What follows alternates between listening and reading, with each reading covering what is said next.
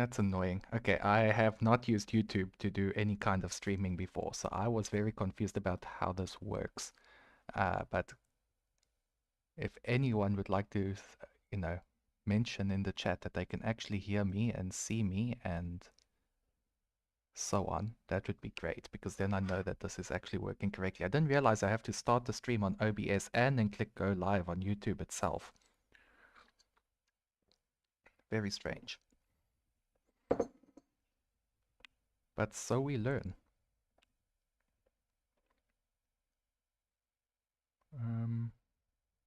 Cool. So what I wanted to go over today, for reasons that, well, I'm sure you can figure out, is something called, I thought I just switched the color. Hello, Hugo. Fermat's Christmas theorem. And, well, every word in this title is basically wrong because, well, Fermat wrote about this in a letter to Mersenne, but in his usual Fermat style, I don't think that he included a proof. And it has nothing to do with Christmas, other than that his letter was written on Christmas. And, well, I guess the word theorem is correct. And other people had realized this before Fermat did. But for whatever reason, his name remains attached to it.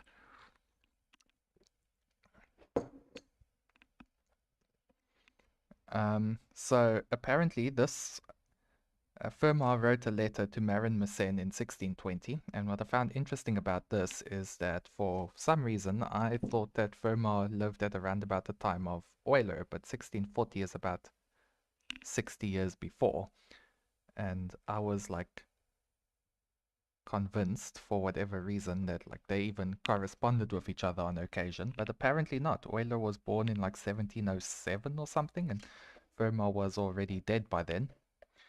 But yes, so it's called Fermat's Christmas theorem because Fermat wrote a letter to Mersenne on. Wrote a letter to Mersenne on 25 December 1640. And for those of you who don't know, the 25th of December is Christmas Day. And so the name Christmas theorem has become attached to this theorem.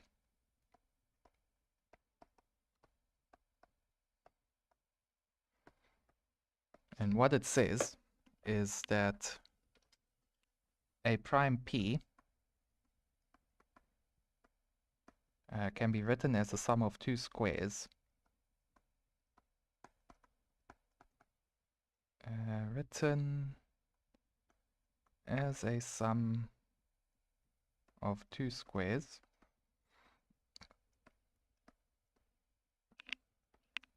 if and only if P is congruent to 1 mod 4. I mean, hey, 2 is a huge number in comparison to when this was on Twitch, where there was on average 1 viewer. I'm going to consider this a win. Also considering that I only really mentioned it to anyone like yesterday, so.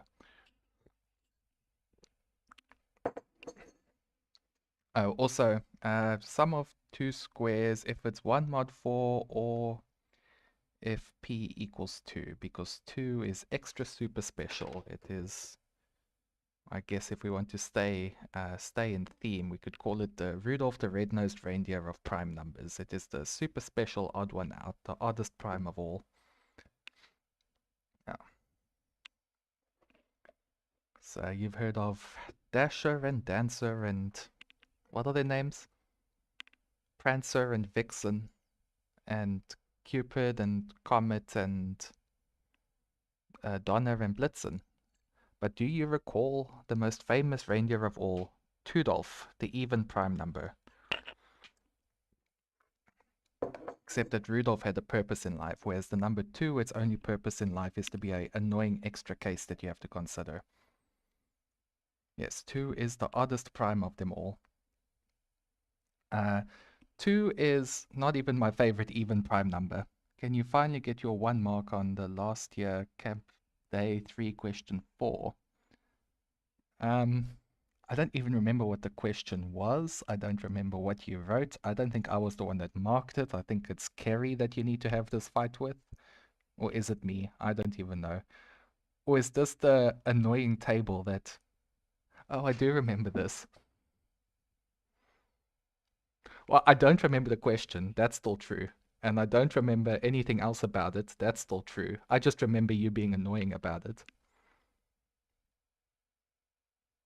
Yes. Um, yeah, exactly.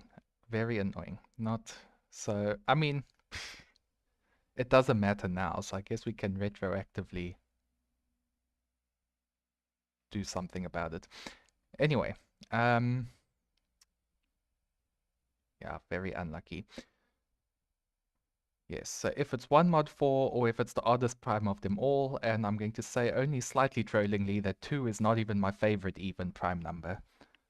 Uh, anyway, so every proof I know for this starts off by first showing that -1 is a so-called quadratic residue modulo 4. So, and then it starts with that, well, so if, okay, let's just deal with 2 right away, because 2, as I said, is the most annoying prime of all.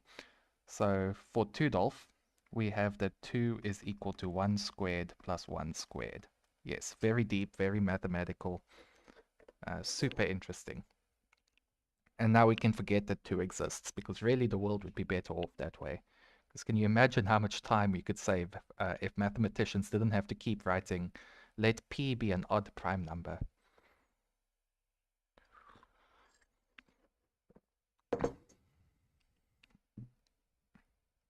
Okay, so now pretend p is odd.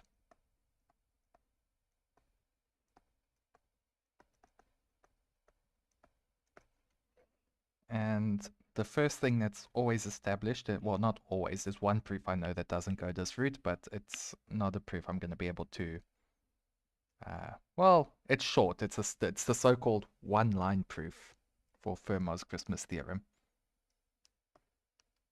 Let's make a nice bullet point there. Okay, so we pretend that p is odd. So if p is congruent to 1 mod 4, then there is a natural number a.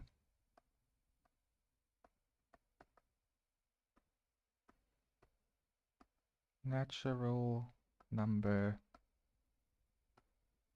a such that p divides a squared plus 1.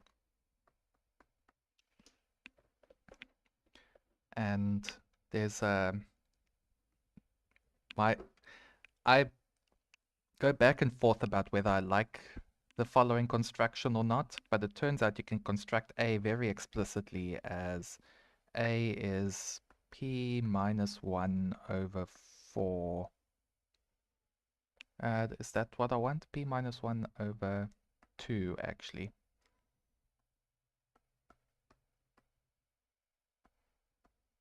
Is a explicit construction of a, but it's not a very good one if you ever actually want to do computations with these numbers, because this number is huge.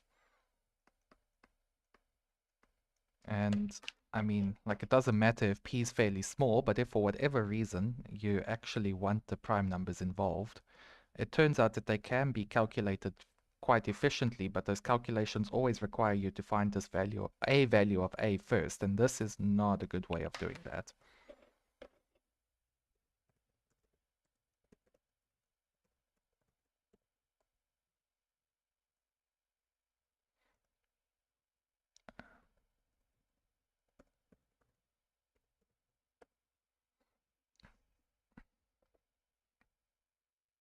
So the reason I've paused is I would like to demonstrate that this is actually can be done very efficiently in practice, and that's why this is a bad way of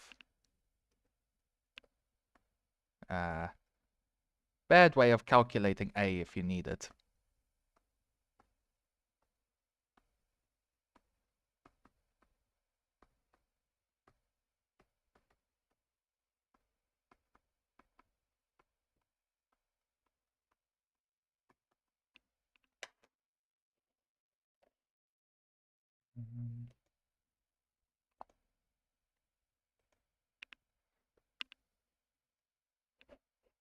Okay, so here I've got Sage running, and I'm going to pick a random 500-digit prime number. So P is, actually, what does Sage give me for is prime?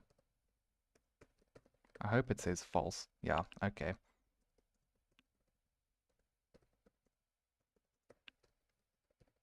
Uh, 4 times.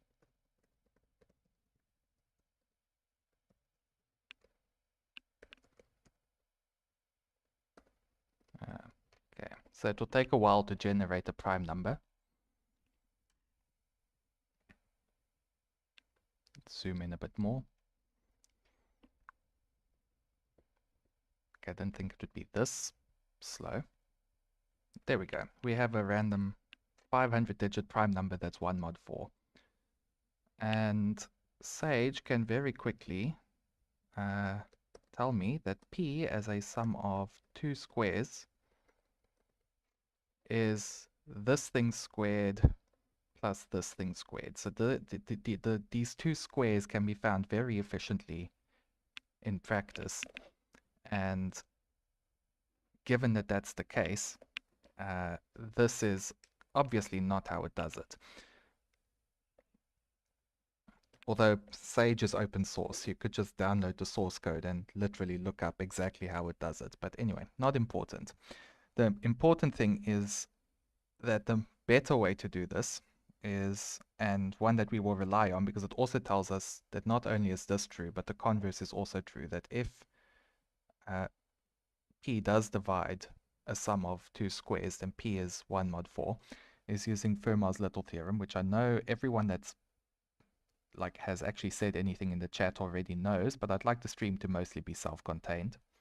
And because this also has Fermat's name attached to it, and I think this one he might actually have proven, I'm not sure. And Euler's criterion, which relies on this. And this says that if P does not divide A, then A to the P minus 1 over 2 is congruent to 1 mod P. And the way that this becomes relevant is that if you then take a number A, so if A is congruent to x squared mod P for some x,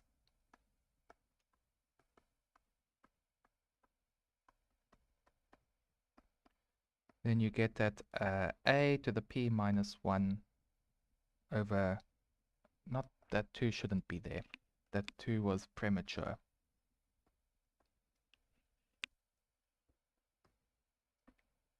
In this case, I want this, is x squared to the P minus 1 over 2, which is then x to the P minus 1, which is 1 mod P.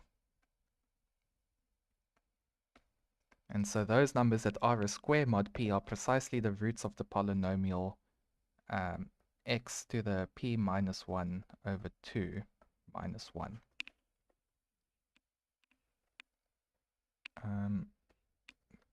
But we also know that for any x, P divides x to the P minus 1, which is x to the P minus 1 over 2 minus 1, x to the P minus 1 over 2 plus 1.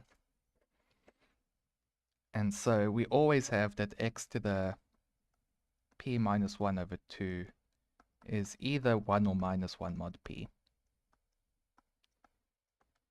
And when x is a square, this is 1 mod P. And there are exactly P minus 1 over 2 squares mod P. So those are all the roots of this polynomial. And every other number mod P must be a root of this polynomial, because a polynomial mod P of degree D has at most D roots. And so the P minus 1 over 2 squares mod P are exactly the roots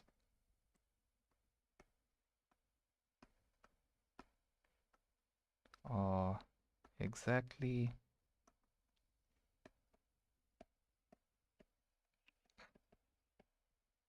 of x to the p minus 1 over 2 minus 1, and everything else mod p, everything not divisible by p at least,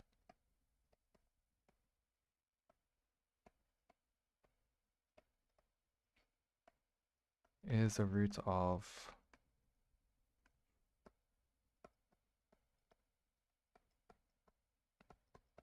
and the standard warning applies here that you can only say that a polynomial of degree d has at most d roots mod p because p is a prime. And the counterexample I always use when p is not prime is that x squared minus 1 has got 4 roots modulo 8.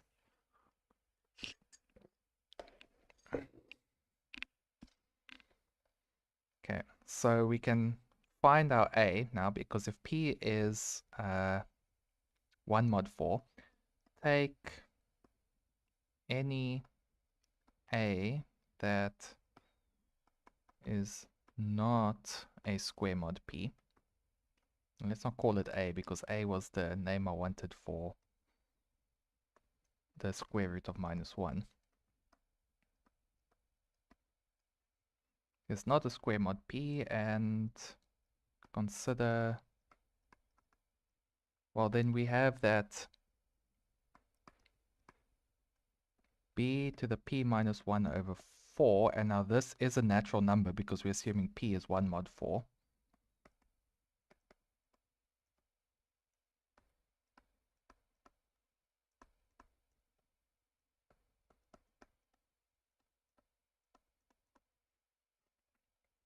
And so if you take this thing squared, you get b to the p minus 1 over 2. And that is congruent to negative 1 mod p as long as b is not a square.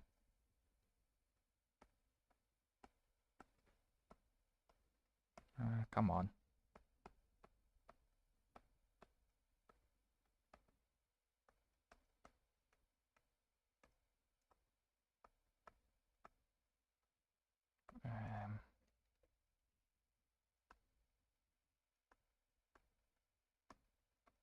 So you can take a is b to the p minus 1 over 2. And this can be calculated much more efficiently, mod p. You can use something called exponentiation by squaring to very efficiently calculate powers of some number. The only difficult part here then is finding a number that's not a square mod p. But once you do, this is how you can, this should be a 4. This is how you can get a square root of negative 1. So these always start by showing that negative 1 has a square root mod p. There's always an a such that p divides a squared plus 1. And then there's at least 3 ways I know of getting from here to having that p is in fact the sum of 2 squares. Now I think the proof that was given by Euler is, or a simplified version of it, is a sort of proof by induction. And for it, the key lemma is the following claim. If p is a prime that is a sum of 2 squares,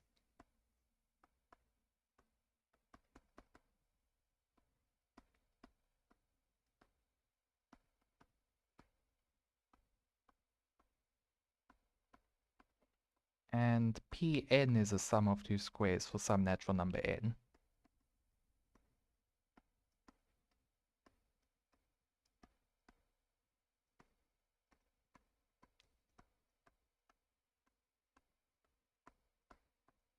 then n is a sum of 2 squares.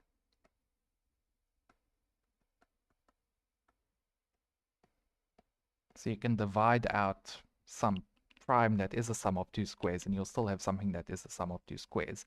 And the way this is then going to work is you start off with this thing, which is a sum of 2 squares, and that's divisible by p and some other primes.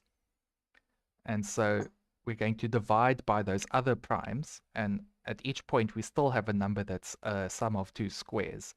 And we keep doing that until we're just left with p on its own. Is the basic idea. So if this was, say, let's take the number 5, and we know that 3 squared plus 1 is divisible by 5. Now this is divisible by 5, and it's also divisible by 2, but 2 is a sum of 2 squares.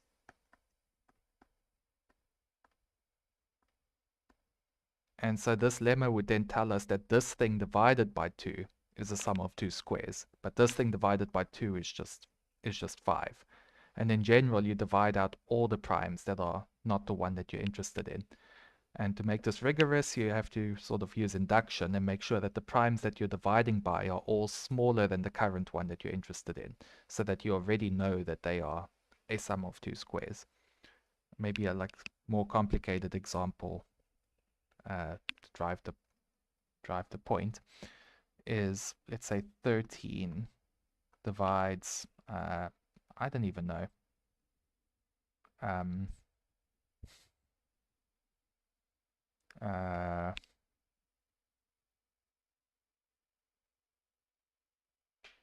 so 12, yeah, 25. 3 squared plus 4 squared? No. 25 plus 1, sorry. 5 squared plus 1. This one's also just 2 times 13. I wanted like a bigger example where there's more prime factors that you have to account for.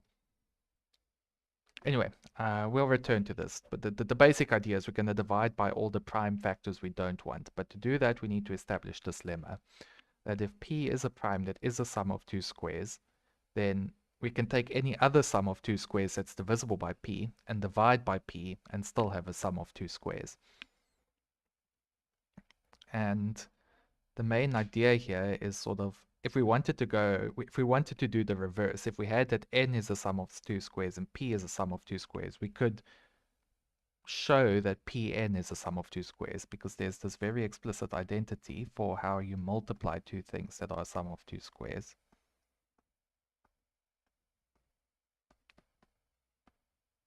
There's actually two versions of this. There's AC plus BD squared plus AD minus BC squared. You can check this by multiplying this out. And it's also this, but with a minus sign.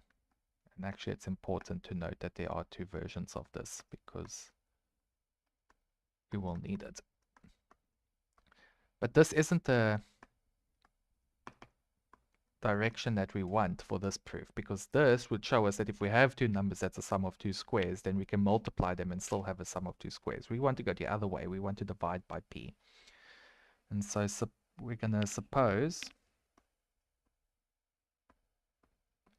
p is equal to a squared plus b squared, and pn is equal to c squared plus d squared.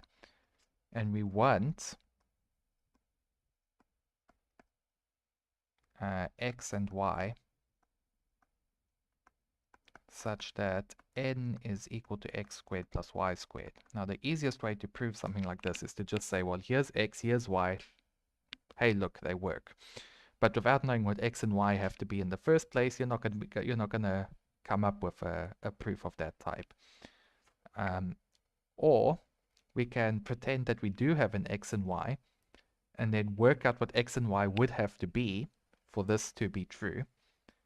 And then once we know what x and y are, we can say, hey, look, here's our candidates for x and y, and pretend that, we got some divine inspiration for what numbers to use, I guess.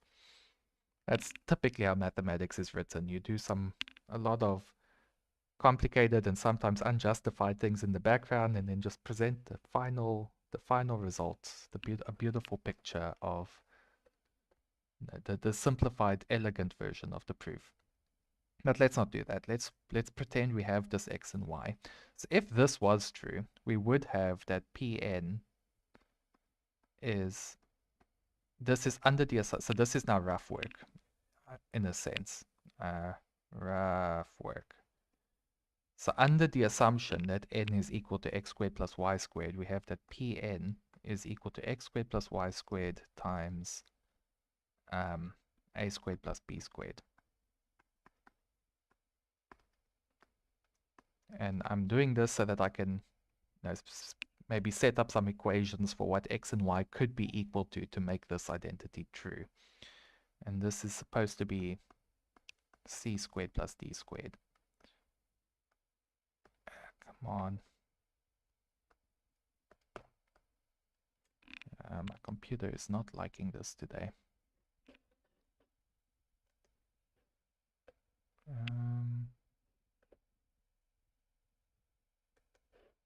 Okay, I don't understand.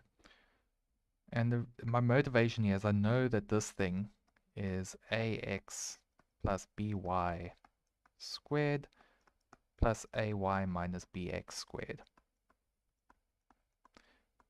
So if it were true that ax plus by equals c and ay minus bx is equal to d, if this were true,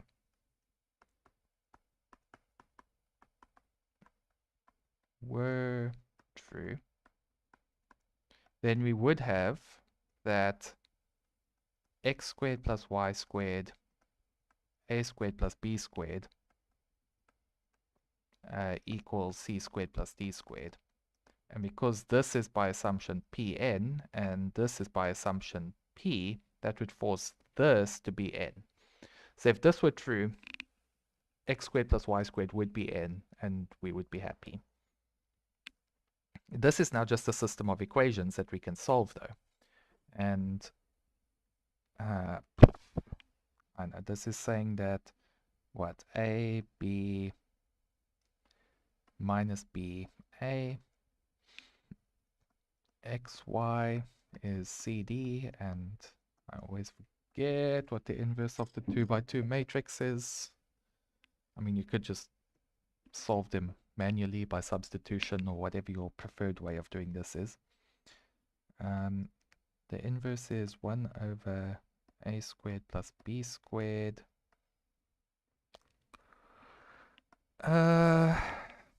Okay, so I want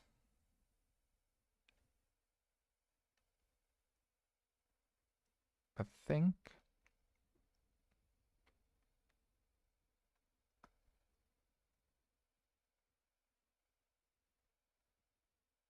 I actually don't know. How does this work? A square. I think this should be minus b and this should be b.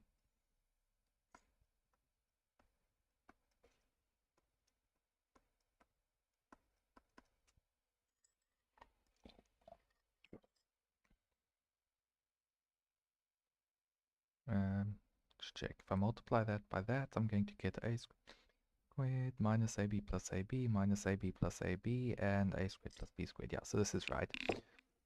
The solution to that system of equations is x is 1 over a squared plus b squared times ac minus bd, and y is equal to 1 over a squared plus b squared bc plus ad.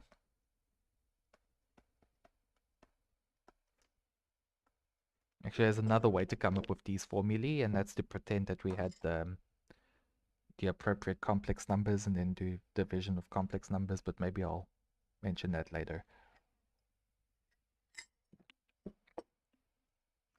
Because this formula, it's called Brahmagupta's identity, but the better way to think of it is that it says something about the norms of complex numbers. It says that the norm of x plus iy, the norm of a plus bi, or let's be consistent, we're gonna ib is the norm of the product of those things. Anyway, so this is AC minus BD over P, and this is BC plus AD over P. So we do know that if X is 1 over P AC minus BD, and y is 1 over p bc plus ad, then a squared plus b squared x squared plus y squared is c squared plus d squared. Again, by assumption, this was p, and this is pn, and so this would be n. But this is only valid to do if we know that this number is divisible by p. And that's not guaranteed a priori. And in fact, it's not even ever guaranteed. There are values for a. There are examples of where this hypothesis is true, but this choice of x and y don't work. That's because this choice of x and y we came up with was under the assumption that this is equal to c. But you'll remember that I said that there's two versions of this multiplication formula. And the other version is when this minus this equals c, and this was a plus over here. And so the other version of this has AC plus BD and BC minus AD. So this is also true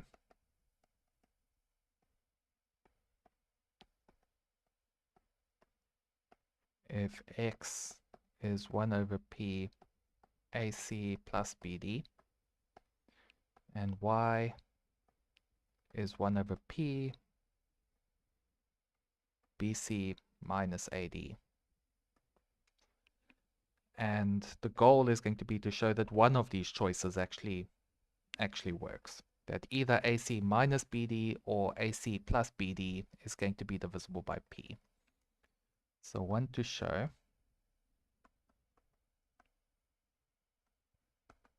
if, again, our assumptions are if P is A squared plus B squared, Pn is C squared plus D squared, then one of AC plus BD or BC AC plus BD and AC minus BD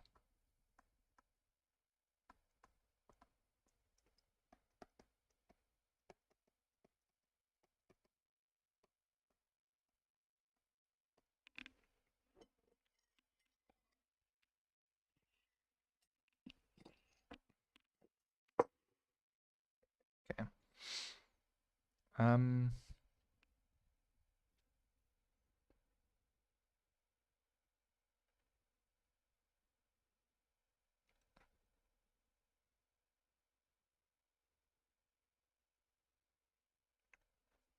So I guess, yeah, what we can do here is under this assumption, we know that b squared is congruent to minus a squared mod p, and d squared is congruent to minus c squared mod p. And so by multiplying these, we get that a squared c squared is congruent to b squared d squared mod p. And so that tells us that p divides AC minus BD, AC plus BD. And so one of these two numbers is divisible by P. And then the corresponding choice for X, either this number over here or this number over here, is actually going to be an integer. And then you can show that if AC plus BD is divisible by P, then so is BC minus AD. Is the last thing that you'd have to check to make sure that this does actually work. So if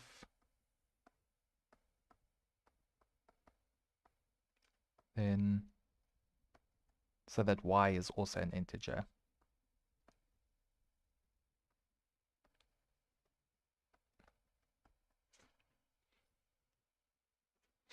AD minus BC. Yeah, that is what we want. And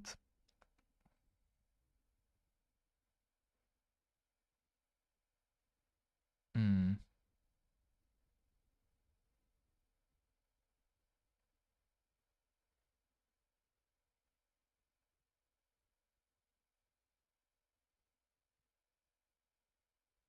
well, I'll leave that as an exercise for the viewer. It's again under this assumption. I mean, we can go through the cases because we know that C is like plus or minus some square root of minus 1 mod times D mod P, and I don't know, just check that it works, I guess. Although, that's what we can do. We can consider that the sum of this thing squared plus this thing squared is going to be, yeah, so P divides B squared plus AD minus BC squared. And my motivation here is just that I recognize that these were the things that appear in that sum of squares formula, product formula for sums of squares. Because this is equal to A squared plus B squared, C squared plus D squared. And so if P divides this part, then it does divide this part. And we're happy. So one of our choices of X and Y here are in fact integers, and so you do get that if P is a prime that is a sum of two squares and Pn is a sum of two squares, then n is a sum of two squares. You can divide by some prime that is a sum of two squares and still have a number that is a sum of two squares.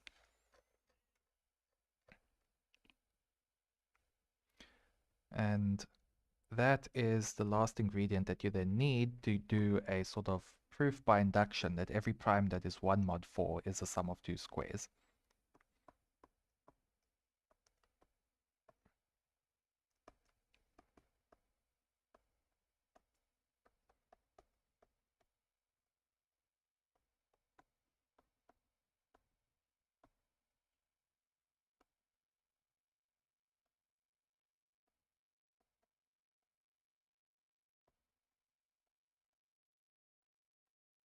Okay, and how does the proof work? The proof is by induction.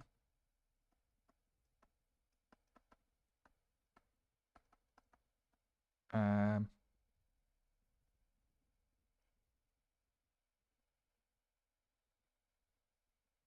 mean, okay, fine. Let's say if P is 1 mod 4 or P equals 2, because then I don't have to, whatever. The base case, I guess, you could either, if I modified it to say or P is 2, then the base case is 2, and 2 is 1 squared plus 1 squared. Otherwise, the next smallest prime that's 1 mod 4 is 5. So base case, I guess, except that the proof I'm going to show, like, deals with the 5 case anyway, because, yeah, whatever. 5, I guess, is 2 squared plus 1 squared. It feels, I don't know, whatever, I'm going to write it because it doesn't hurt to write it down, but we don't actually need a base case. I just don't want to discuss why.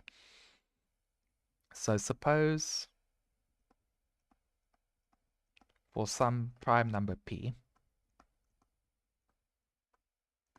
prime P, such that P is 1 mod 4,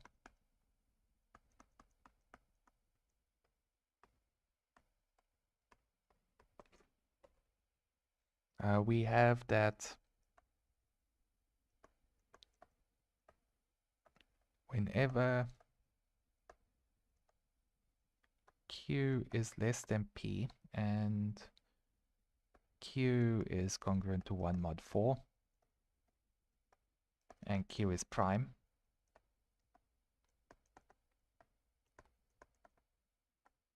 then Q is a sum of two squares. This is, I guess, strong induction.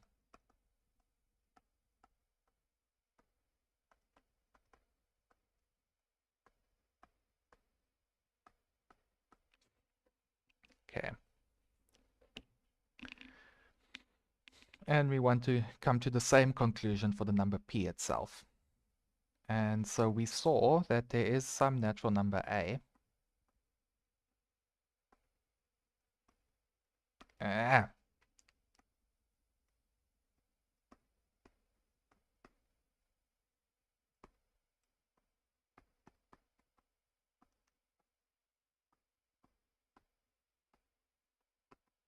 is some a such that p divides a squared plus 1.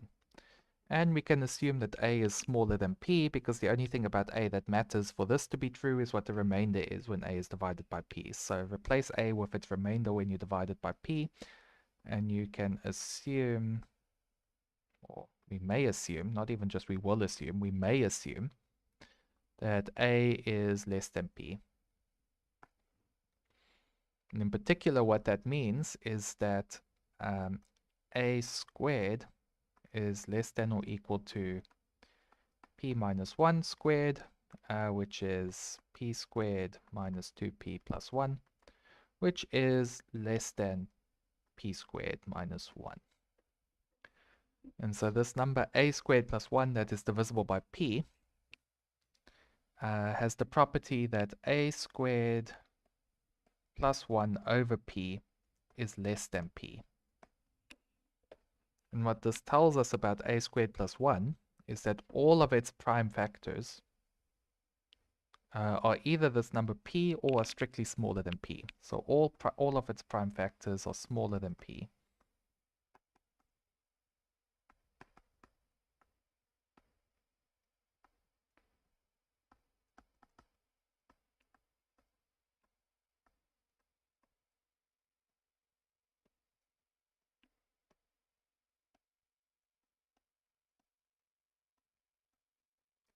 And all of its prime factors divides a sum of two squares. And so I actually didn't mention this explicitly earlier, but the converse of what I wrote was also true, that if you have a prime that divides a sum of two squares, then that prime must be 1 mod 4, or equal to 2, because 2 is again the annoying special case that you always forget to mention. So forgot to mention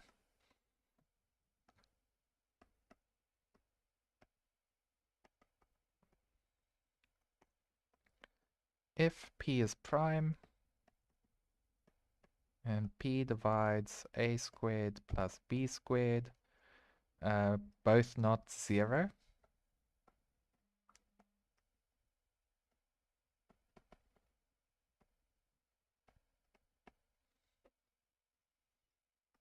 then p equals 2, or p is congruent to 1 mod 4.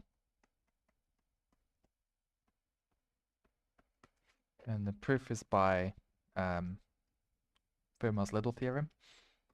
If p divides a squared plus b squared, then a b inverse, where this is the inverse mod p, squared is congruent to minus 1 mod p. Raise both sides to the power p minus 1 over 2.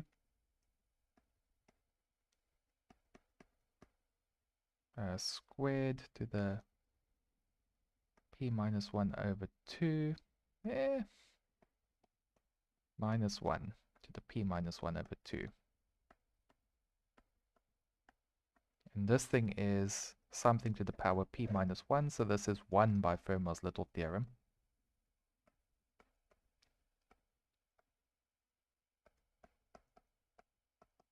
And so this must be even.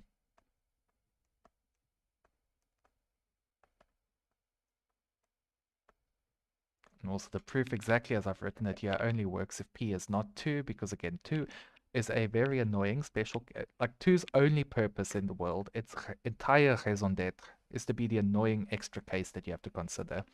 I've sort of learned that in all of the commutative algebra assignments I've had to do this year. If they ever said that the answer may depend on the characteristic of the field you're working with, what they really meant by that is that 2 and 3 decided to be special. Anyway, the point here is that all of the factors of this number are, what did I do?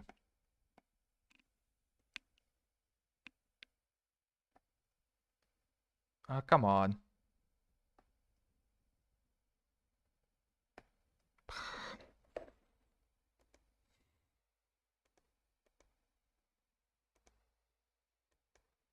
Okay.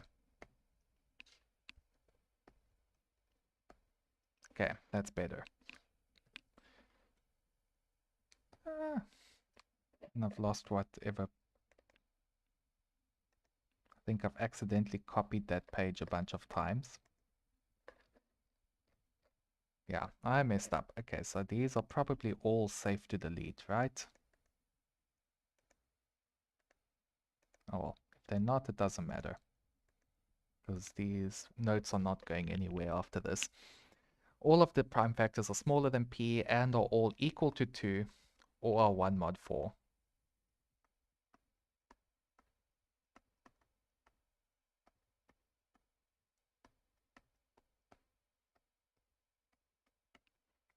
Okay, which means that by the induction hypothesis, they are all a sum of 2 squares.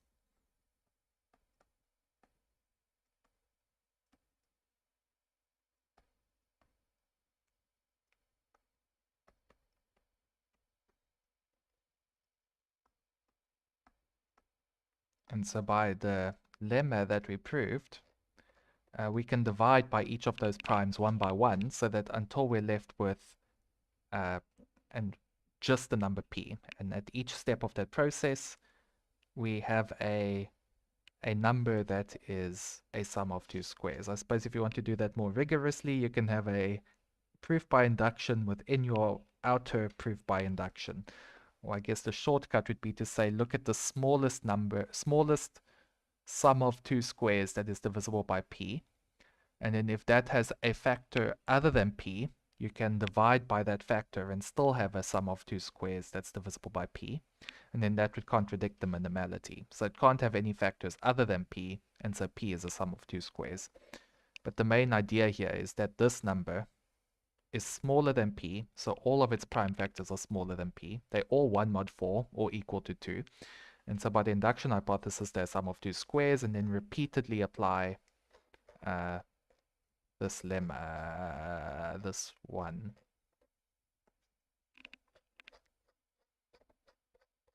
Which I should have given a name. So whatever, repeatedly apply lemma.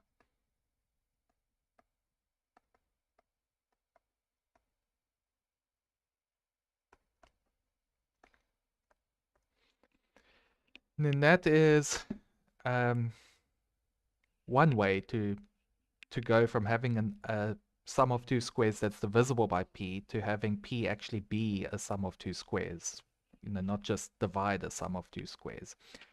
There are at least 2 other ways that I know of.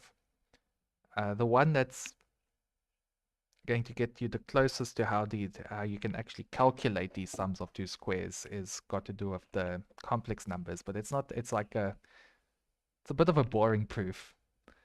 The one that's more interesting to me uses what's called Minkowski's theorem. And I forgot who it was that did a YouTube video about this. I think it might have been 3 Blue 1 Brown, or maybe it was in the Summer of Code Expedition, but it's also in like at least 2 of the courses I've taken included a version of this argument. And Minkowski's theorem has got to do with things called lattices and things called convex symmetric.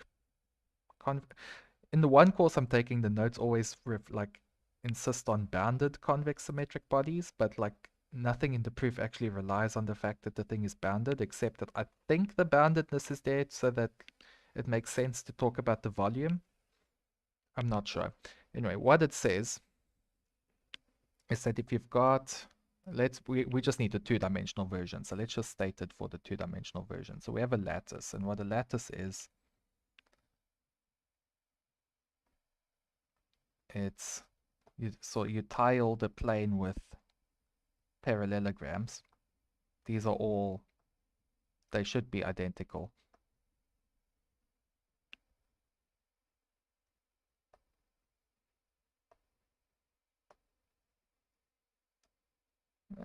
These are totes the same parallelogram. Use your imagination. This is a artist's impression of a.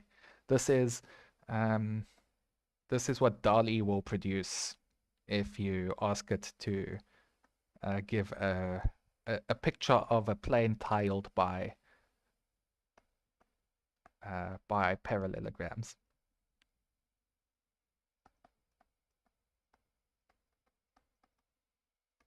Although if I'm claiming that this is an artist's impression and I'm claiming it's what DALL-E would produce, then I'm claiming that DALL-E is an artist, which I don't know. Maybe I don't know if that's a controversial statement or not.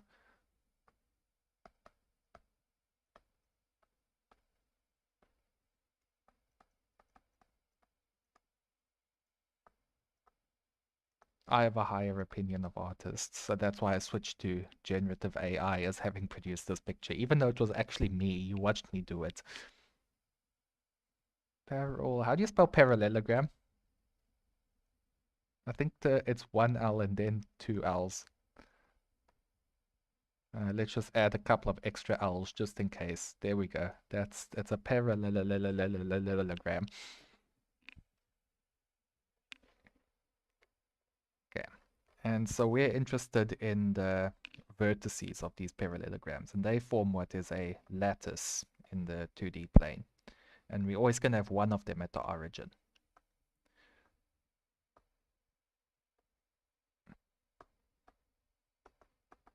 And more formally, what a lattice is if you have two basis vectors, so two vectors with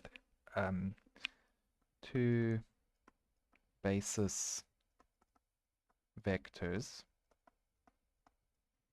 let's call them v1 and v2. Again, I'm going to just pretend that only the two-dimensional plane exists. In general, it's n vectors in Rn. Then a lattice in R2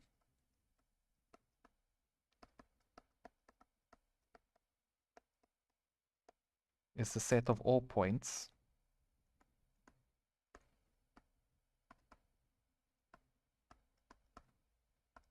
of the form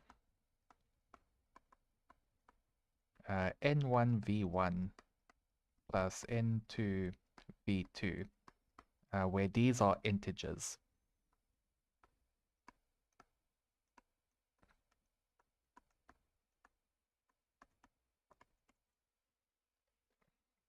And so in this picture, the two basis, well, I suppose a choice of two basis vectors for this lattice are these two here. The basis is never unique. You can always do some invertible linear change of coordinates and get, an equivalent basis for this thing.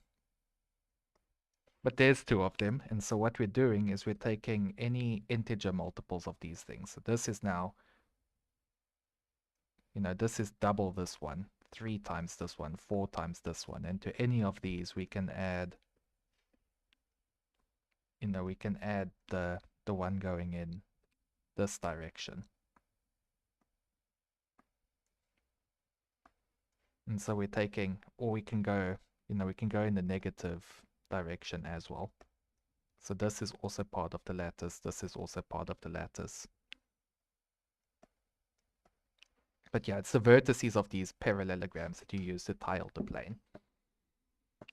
And then the other thing that we need to know about is a convex symmetric body.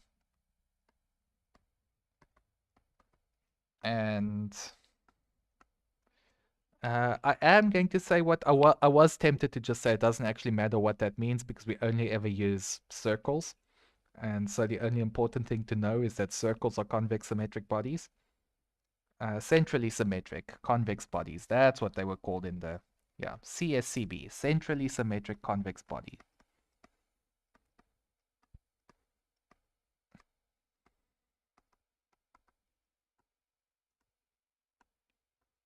So yeah, I was tempted to just say, not mention what this is and just say circle.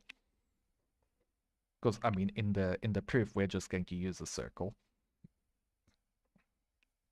But it is important to know like what properties of these things we're relying on a circle having. So centrally symmetric means you have a shape where whenever x is inside the body, then so is negative x. This is a set of points B. Math cal B. In fact, I don't know how to do the nice curly math cal B, so I'm just going to write / math cal B.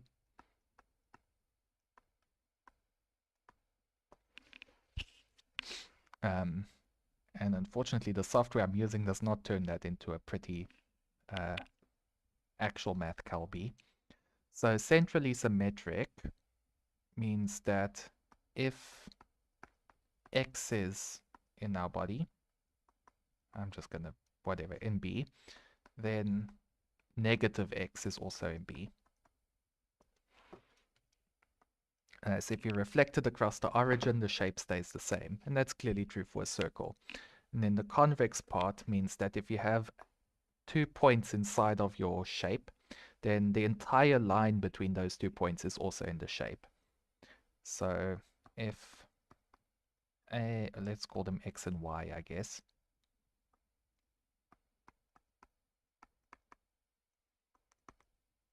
Then the line between x and y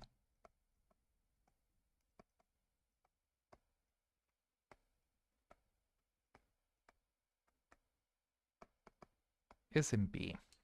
So if you pick a point there, say, and a point there, then that line segment is entirely contained in our circle.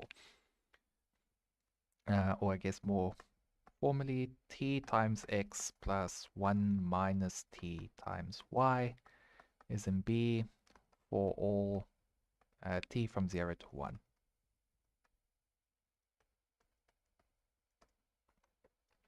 Okay. And the important thing to note is a circle is a centrally symmetric convex body.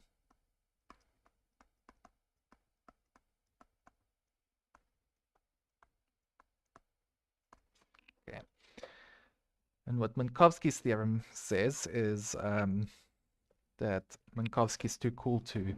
Well, it's... I guess it's sort of a version of the pigeonhole principle. It says that if you have a large enough centrally symmetric convex body lying on top of your lattice, then it's going to have some points from the lattice inside it. So if I draw my hexagon tiling, not hexagon, parallelogram, parallelogram,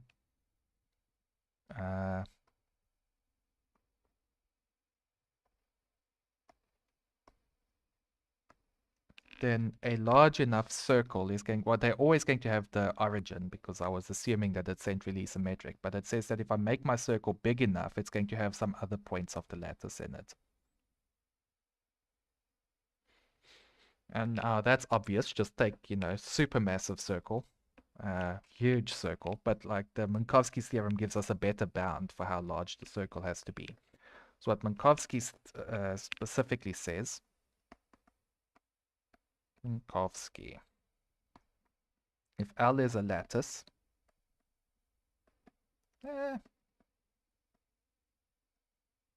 come on, this pen is not working well, but I think it's because the computer is not working well. If L is a lattice and B is a CSCB, and let's write it as area of B is greater than or equal to 4 times the area of one of the parallelograms.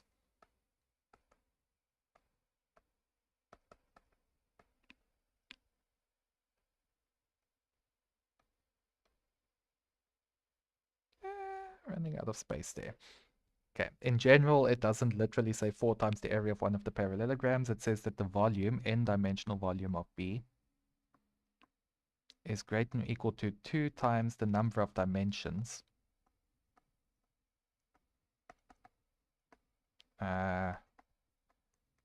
times the, well, I don't know what to call it. They've sometimes called it the co-volume in the one set of course notes of the lattice, or this is the determinant of the matrix that you get by taking the basis vectors as columns.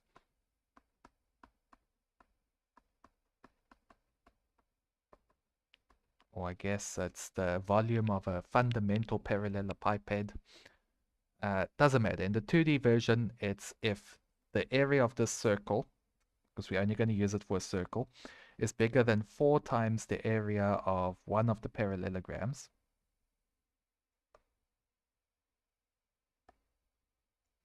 then the circle is guaranteed to have not just the origin, but also at least one other corner of the parallelograms.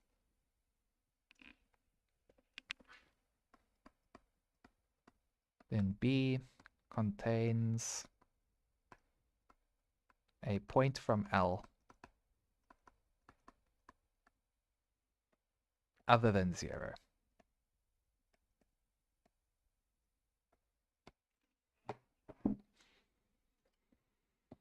And the proof of Minkowski's theorem is actually quite nice. So what it does is it starts off by saying scale our, I'm just going to say circle because I'm tired of, yeah, scale our circle by a half. So consider a half of B. We shrink everything in towards the origin by a factor of 2. And this, when in 2 dimensions, if you scale every axis by a factor of 2, you multiply the area by 1 over 4. The area scales as the square of all of the lengths. So the volume, not volume, area of a half B is 1/4 of the area of B, which means that it's greater than or equal to the area of one of the parallelograms. Because we were assuming that the area of B is at least 4 times the area of one of the parallelograms.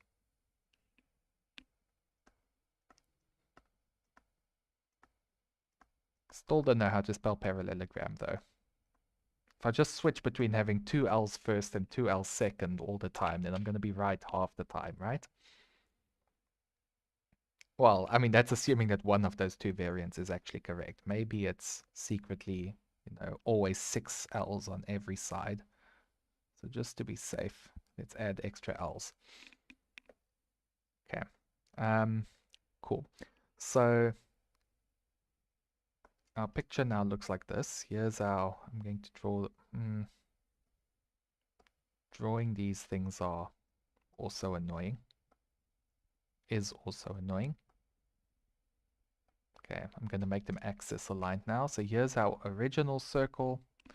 We have scaled it down by 2. And it's, I mean, it doesn't have to be a circle. It's any centrally symmetric convex body. And its total area is bigger than the area of one of the parallelograms.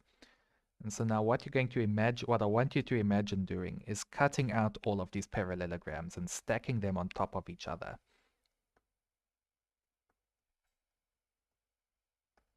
Because I want to avoid using the words quotient by the lattice and, consider what happens on the resulting torus.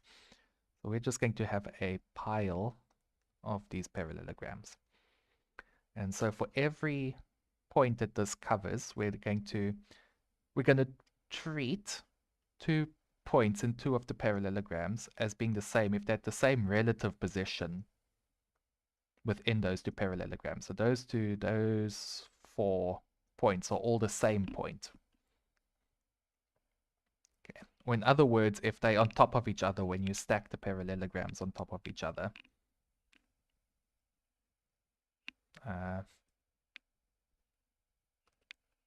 Oh, okay. I pressed the wrong button again. Okay.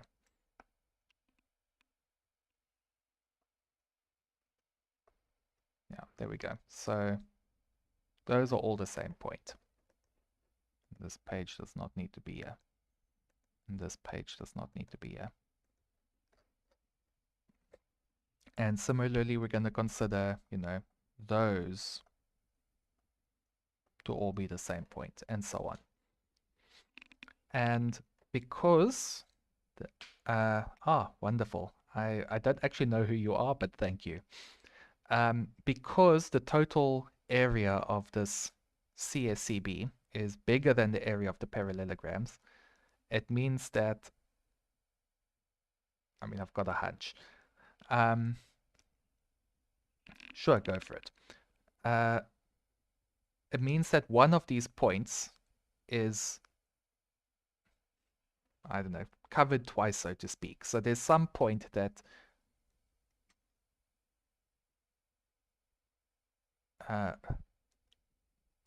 for each point in the stack, so for each of these equivalent set of points, I claim that one of them,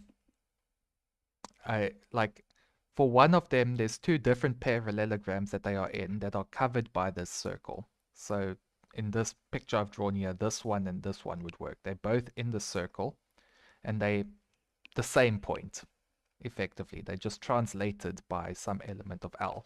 Because if this wasn't true, then for each point in this parallelogram, it's appeared at most once in a parallelogram that's covered by the circle. If it's here in this pile of parallelograms, and it doesn't appear anywhere else in this pile of parallelograms, which means that the total number of points that you have in this thing is then at the maximum area that can be covered if you don't have a repeated point is the area of one parallelogram.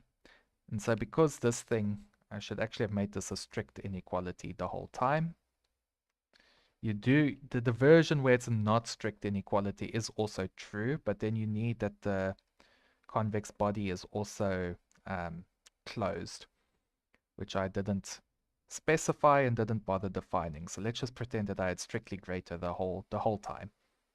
I'm going to leave this here though, because this version still, no, because the way I've stated this theorem is false, if that's, yeah.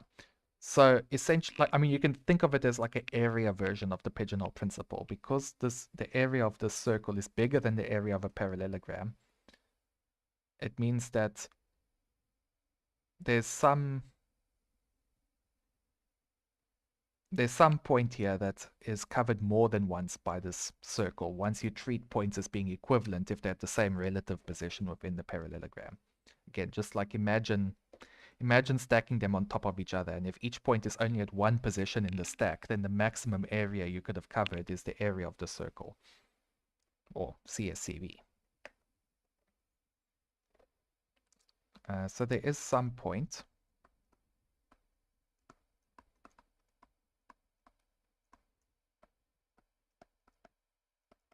P such that there is an L, is a vector L in the lattice such that P and P plus L are both in the convex body. So there's 2 points inside this, 2 points so that they're at the same relative position within their parallelogram.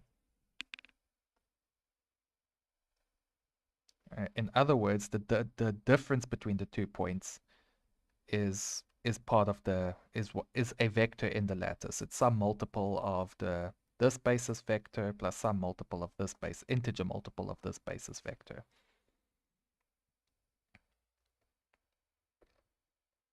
And now because this thing is centrally symmetric, that means that minus P is also in B. So in this case, this one, when we reflect it across the origin, is also, in fact, not in B, in half B, because half B was the thing that has area strictly bigger than, well, B does too, but half B is the one we actually want. So it's in the shrunken version of the circle that we have these 2 points that are at the same relative position within the hexagon, because the area is so big that, if you cut this out and in the bottom of the stack, here's our part of the circle that exists as part of that parallelogram. And then on top of that, we know we have the next parallelogram along, and here's the part of the circle that's in that hexagon, and then here, here's the part of the circle that's in that parallelogram, and here's the part of the circle that's in that parallelogram. And as you can see, if the total area of these slices is bigger than the area of one parallelogram, then somewhere there's a point that's covered twice.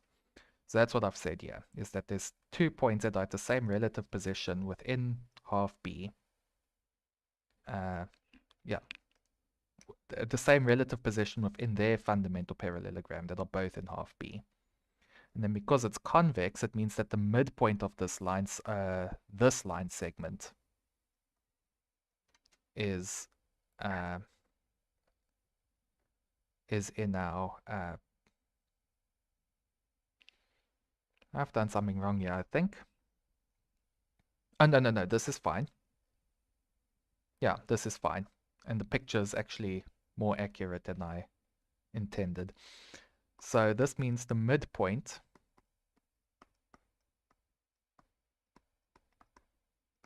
of line from minus P to P plus L is in half B.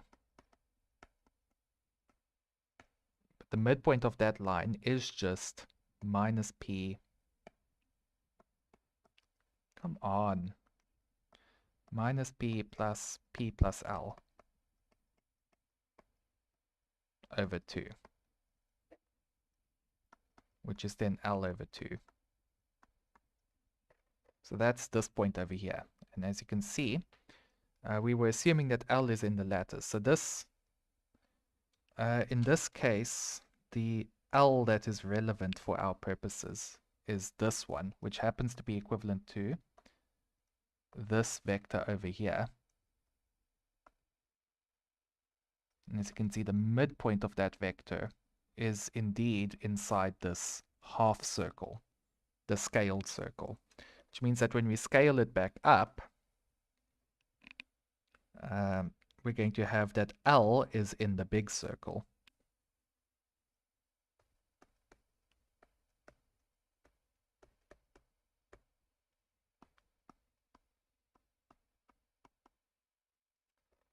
So here we scale this back up and we have that this point over here is in the big circle. So it's a bit of a complicated proof maybe, but the main idea, I know, it's like a 2D pigeonhole principle of sorts.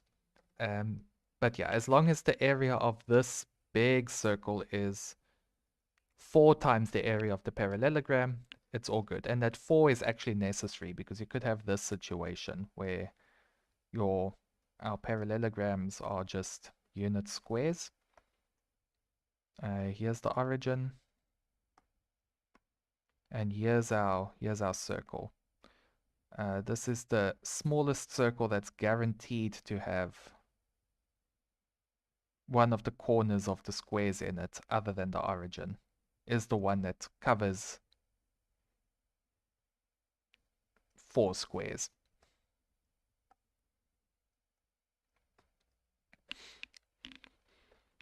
Anyway, the important thing now is how we use this to get from P divides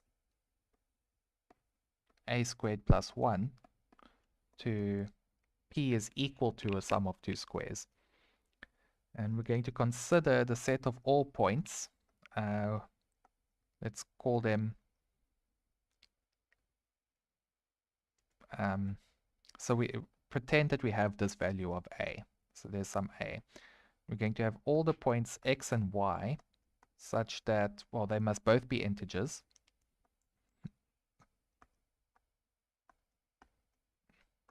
Such that y is congruent to a times x mod p. Okay. And what this means for us is if you calculate x squared plus y squared, you get x squared plus ax squared.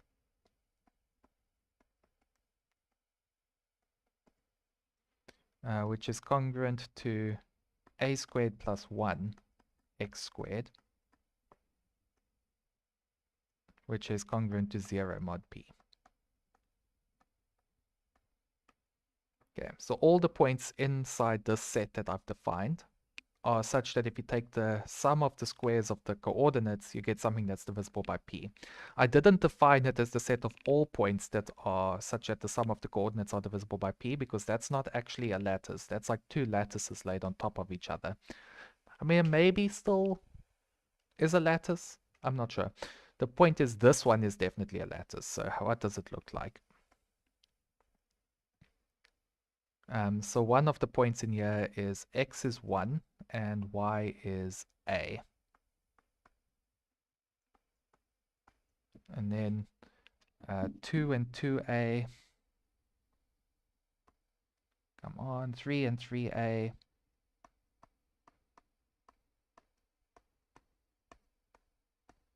And so on.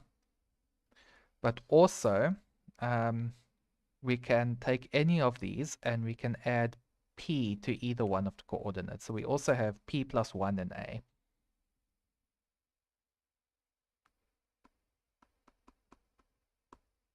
P plus 2 and 2a. P plus 3 and 3a. And then 2p plus 1 and a. 2p plus 1, 2p plus 2 and 2a, and so on. You can sort of see that we have this periodicity mod p. And I'm claiming that this thing is actually a lattice. And the two basis vectors are exactly the ones that I've suggested here. There's the one that goes 1 and a. And the other basis vector is this one, p and 0. And so it's obvious that if you have some combination of these, they are going to be in this set that I defined. So n1 times 1 comma a plus n2 p comma 0. So if x and y is equal to this thing, then you do have that y is congruent to a x mod p.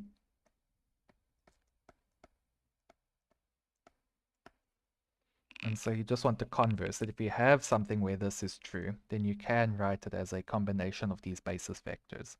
So if y is congruent to ax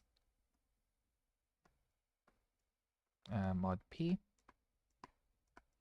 then, I mean, it looks reasonable to expect that we're going to be able to write this as x times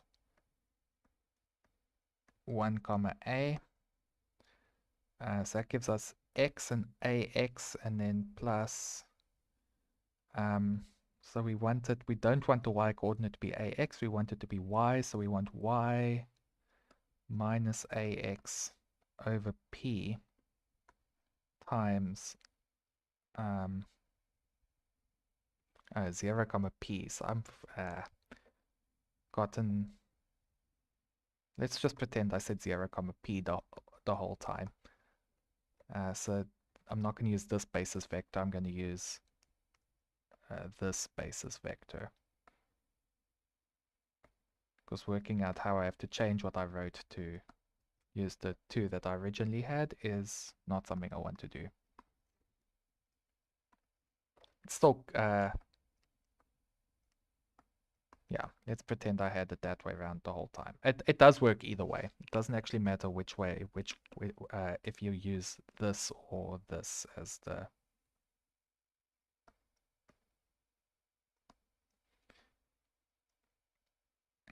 Okay. So there's one of our... Actually, it might matter. It shouldn't matter because the same set of points either way. So it's, I mean, it just seems weird that the way I've drawn this is the parallelograms. I don't know, whatever.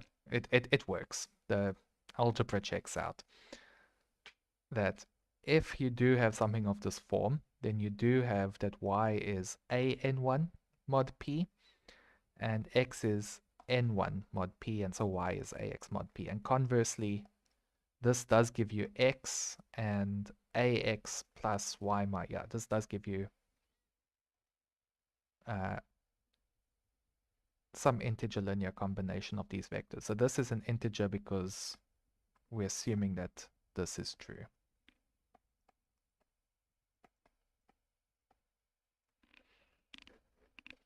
And so the point here is that our parallelograms, they look like this. We have, this was again 1 and A, and this was 0 and P. And so this is the sum of these. So this is 1 and A plus P. And this one was 0, 0. And we've tiled the plane with this shape of parallelogram. And so Minkowski's theorem tells us that if we have a circle whose area is at least 4 times the area of this parallelogram, then one of the vertices is going to be in our circle. And so it helps to know what the area of this parallelogram is. Now, the area of a parallelogram is, well, it's base times height. So it's this times this perpendicular height over here. And so the area, can this pen please work, is going to be, well, this length is P, and this length here, the height, is 1. So it's just P times 1, which is P. So each of these parallelograms we're using to tile the plane has area P. And so if we have a circle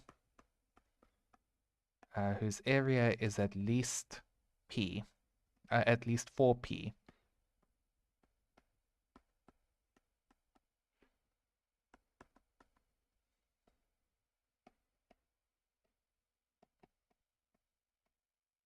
in fact, I'm going to go strictly larger than, because technically I only stated the theorem for strictly larger than, although circles are, what's the word, closed.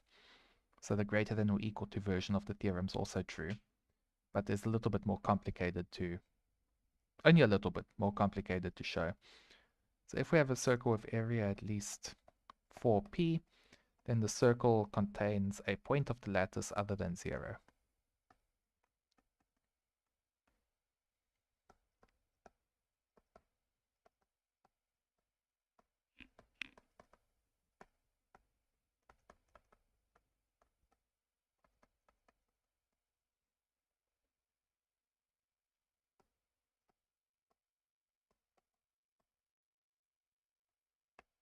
Rather than, let's write it out in full, 0, 0. So if the r is the radius of our circle, then for this to apply, we just want that pi times r squared is greater than 4. And for reasons that will become clear in literally 1 minute's time, I also want r squared to be smaller than 2. And so the deep mathematical result we're going to use over here is that 4 over pi is smaller than 2. This is sort of the most important part of the proof. This is what allows this Minkowski's theorem thing to actually work in this case. Is this very deep mathematical result over here that says that 2 pi is bigger than 4. I don't feel like proving this. I trust that you will believe me, because 2 pi is 6 point something, and 6 point something is bigger than 4. I mean, if you want, you can be like Archimedes and go draw hexagons around circles and use that to approximate pi to a large enough degree of accuracy to get pi is bigger than whatever. Actually, that gives you smaller. So you want a hexagon inside a circle to get a lower bound for pi.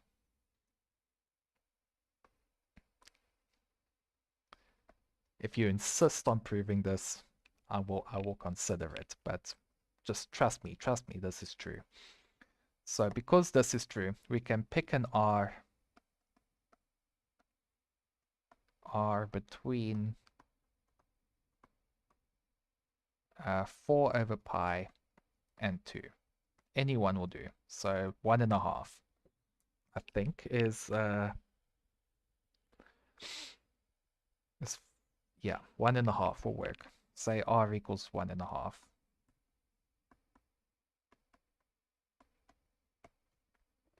Okay, we're going to consider a circle of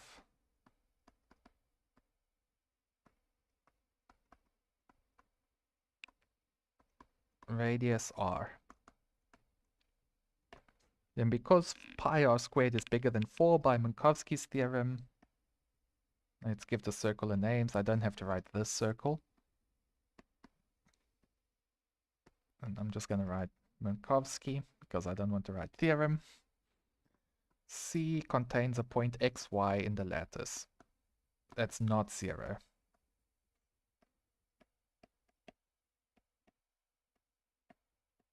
Yeah.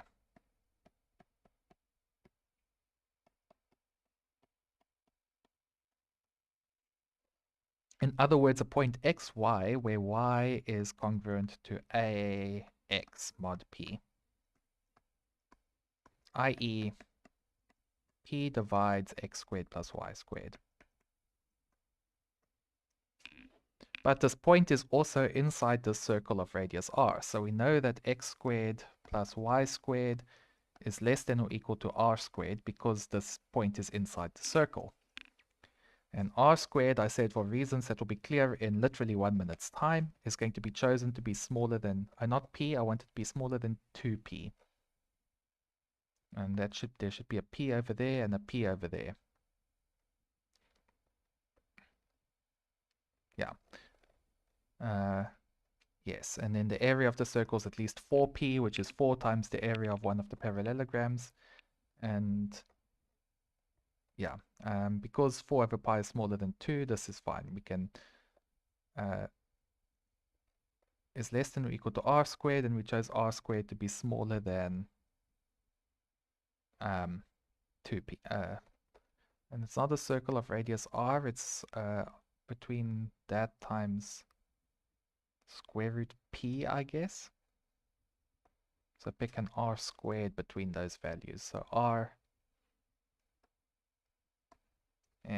really should have been more careful when writing this. So consider a circle of radius r. Yeah, so I want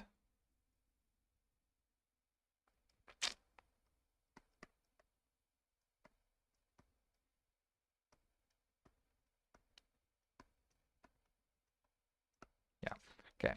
Point is though that you can do this because 4 over pi is smaller than 2. And so this was chosen so that this is smaller than 2p. And because this is not the point 0, 0, we also know that it's bigger than 0.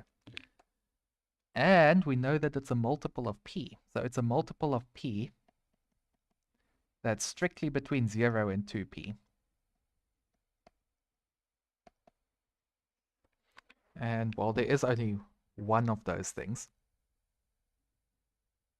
The one that, the fact that 4 over pi is smaller than 2. Yes, okay. I assume I assume there's some lag in the stream if I'm only getting messages insisting on it being proven now. Okay, let's prove that 4 over pi is less than 2.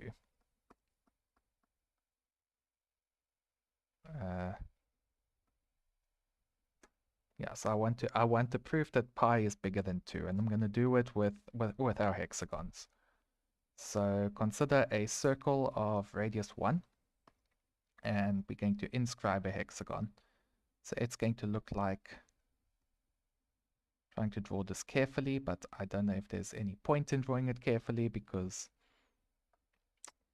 in about 2 minutes the lines are going to stop being straight and they're going to... Okay, there's a regular hexagon inside our circle of radius 1.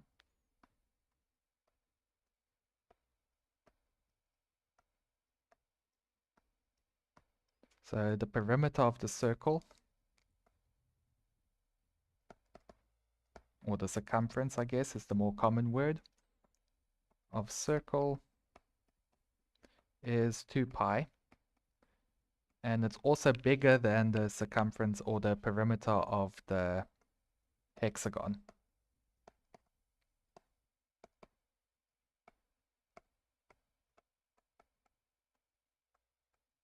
And the perimeter of the hexagon is quite clearly 6. And so we get that pi, or 2 pi, is bigger than 6, and therefore pi is bigger than 3. I hope that satisfies the desire within you for rigor. Okay, now this proof is entirely self-contained. I've given a proof of Minkowski's theorem and of the deepest mathematical fact. Yeah, I don't think there's much else to say about this proof unless people have comments or questions or anything like that. But yeah, we have this circle that's of just the right radius so that every point inside it, the square, the square of the distance from the origin is strictly smaller than 2p.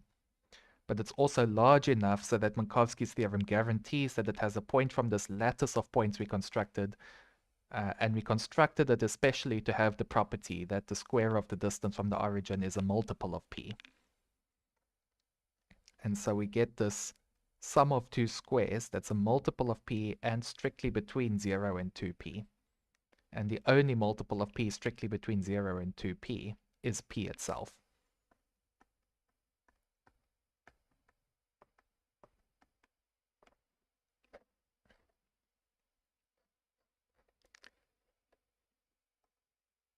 The last version of this, well, maybe I should keep some of this on the screen instead of like scrolling away the whole time before people can see what it said. In Fermat's letter to Mersenne, he apparently also had something to say about the number of ways that you can write powers of p as a sum of two squares. So we saw that if x and y are both a sum of two squares, then so is xy.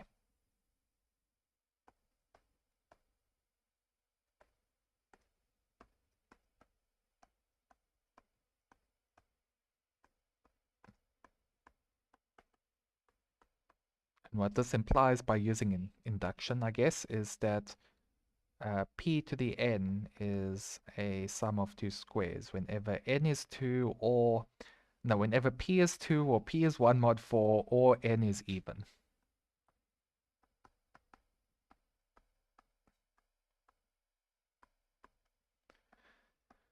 Whenever, and this is actually now an exhausted list, p equals 2 or p is 1 mod 4 or n is even.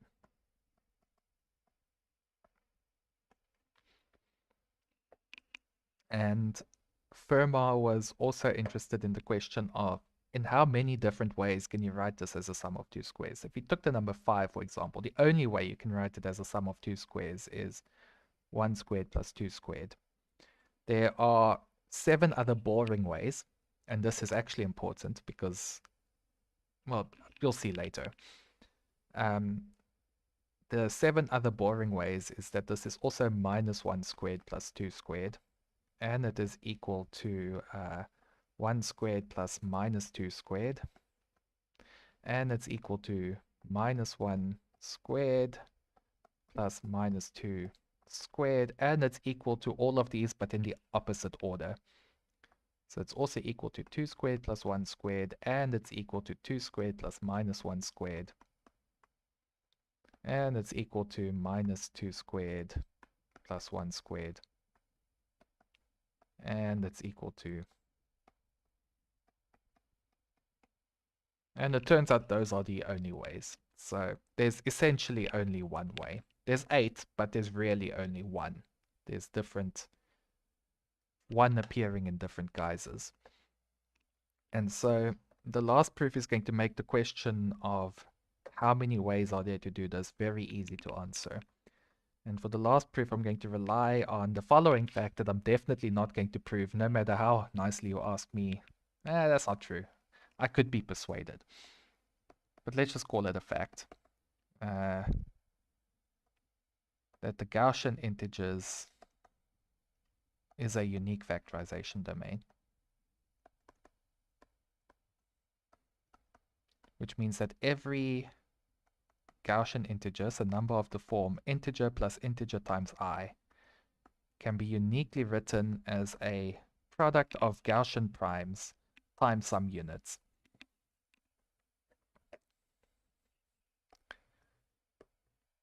And let us look, let's go back. We saw that there is some number A. Let's just remember some of the definitions here. So in general, in commutative algebra, an element is prime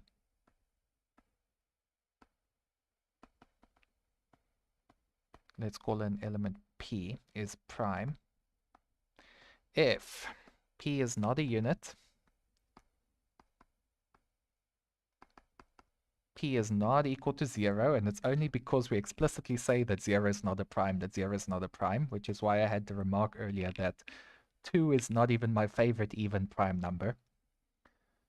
And whenever P divides AB, then P divides A or P divides B. An element is a unit if it divides 1.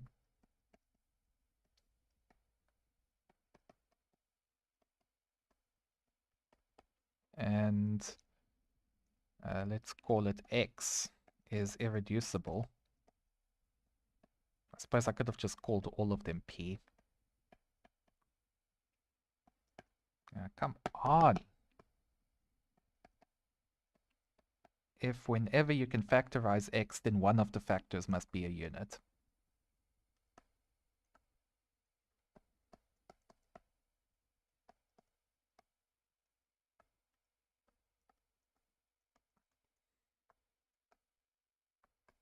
So it's not even true. So this corresponds to the normal definition that you're familiar with in the integers for what a prime number is. It's got the only factors are itself and itself times units and units. So it's not true that one of the factors has to be X itself or one of the factors has to be 1. You could write 2 as minus 1 times minus 2. But in this case, minus 1 is a unit because minus 1 is a factor of 1. This is then a theorem that you prove about prime numbers. And in a unique factorization domain, these two things are the same. In the UFD, these are the same. Every prime is irreducible and vice versa.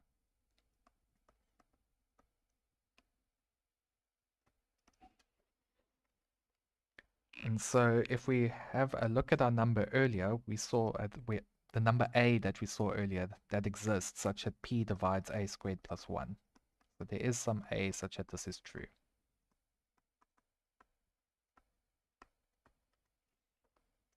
Such that that.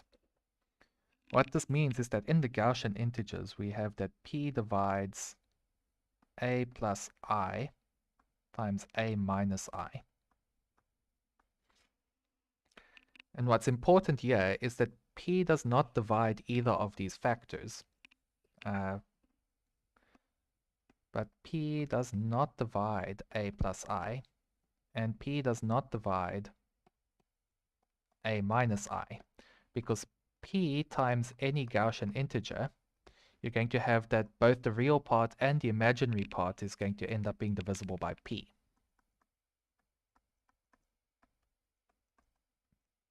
So if you have a Gaussian integer that is divisible by P, it has to look like this. It has to have a real and imaginary part divisible by P, but that's not the case for A plus I. And it's not the case for A minus I. It is the case for this thing, because this is the real part and it is divisible by P. And then the plus 0i that's implicit there is also divisible by P. That's fine. So P divides a product of two numbers without dividing one of the numbers individually. And this means that P is not prime in the Gaussian integers. Okay. Which means that it's not irreducible. And so P, because the Gaussian integers is a unique factorization domain, prime is the same thing as irreducible. So P is not irreducible.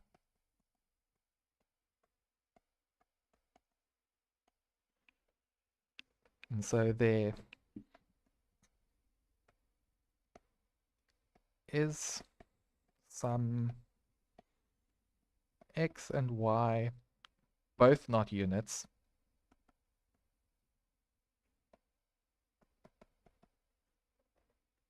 such that P is equal to xy. And then for the Gaussian integers, there's this thing called the norm map. So we define the norm of a Gaussian integer x plus iy to be x squared plus y squared. And this has the important property that it is multiplicative. So the norm of, let's say, alpha times beta is the norm of alpha times the norm of beta.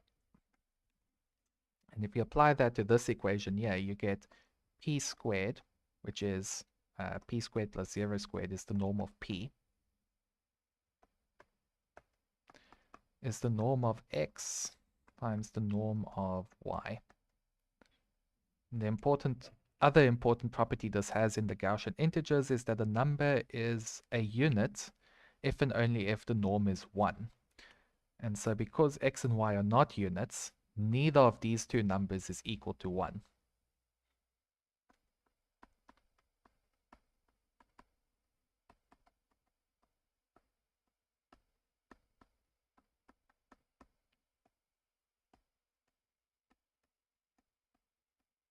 And so they must both be p.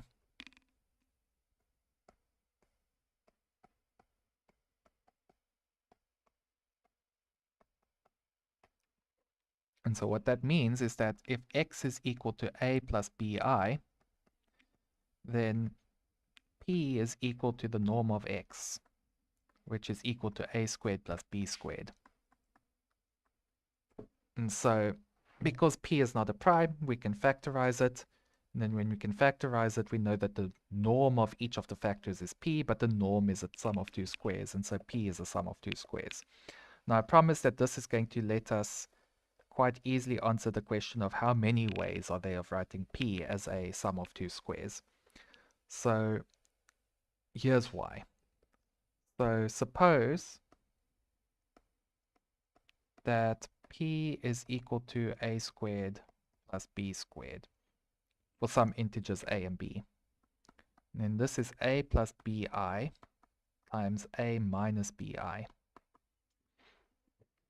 Now we saw, okay, so what I didn't say about this number a plus bi is that this turns out to be a Gaussian prime. And the reason why that is true is also got to do with the norm. So I'll claim I shouldn't use a and b when I used a and b over there. I'm going to erase that and I'm going to introduce... Okay, for each p, maybe, let's say, let p, let's call it x, and py be such that px squared plus py squared equals p. Then px plus py times I is a Gaussian prime.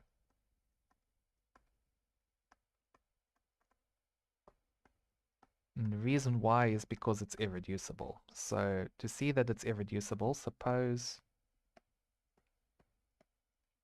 px plus pyi is equal to alpha times beta. Then the norm of this is the product of the norms of these things. Now, because p is a prime in the normal integers, and both of these are normal integers, that means one of these is 1. And so one of alpha or beta was a unit.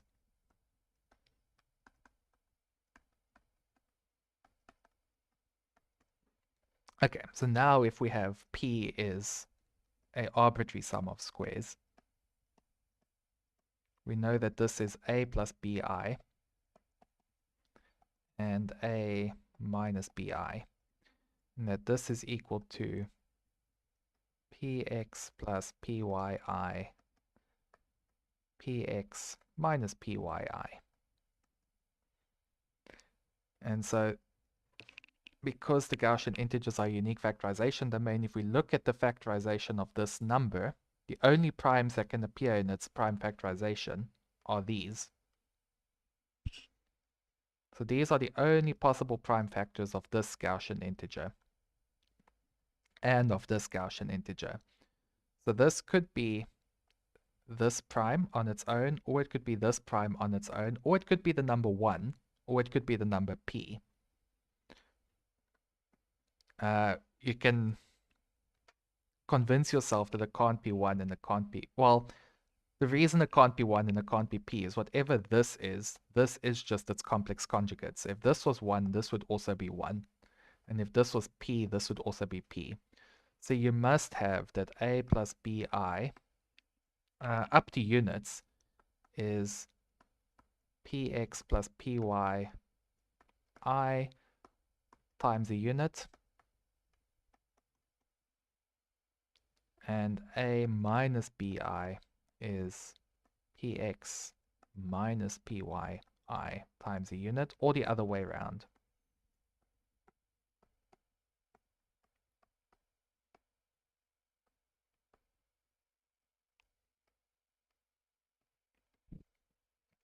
Because again, the only prime factors this can have are these, because there's a unique way of factorizing p as a product of prime factors in the Gaussian integers.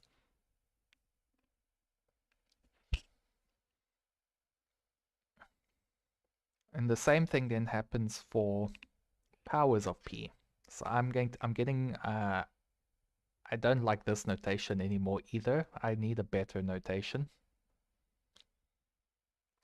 Let's call it, I don't know, there's no good name for it.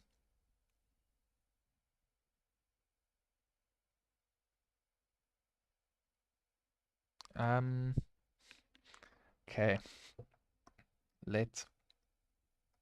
I was gonna say p tilde, but I also need bars in this for the complex conjugates, and those are going to interfere. Whatever. That's going to be the Gaussian prime corresponding to p.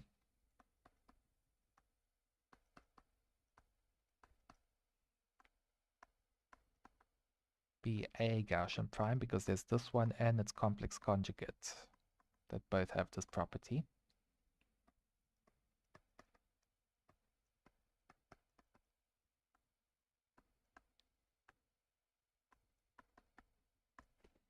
Okay. And so then there's the question of how many ways can we write p to the k or p to the n as a sum of two squares. And we saw again that if this was a squared plus b squared, then we can write this as a plus bi, a minus bi. And this is p tilde to the n, p tilde conjugate. It's bad notation, but there's just no good notation here. Okay, and so again, these numbers are a product of some Gaussian primes. And by unique factorization, the only Gaussian primes that are possible are these. And so by thinking about unique factorization, you get that a plus bi is p tilde to some power k times p tilde conjugate to some power n minus k are the only possibilities, times a unit. And a minus bi is then p tilde to the n minus k, p tilde conjugate to the k times a unit.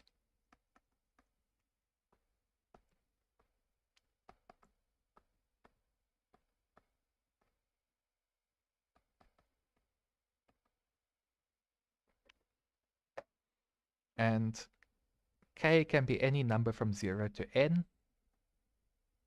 And so there's k plus 1 choices.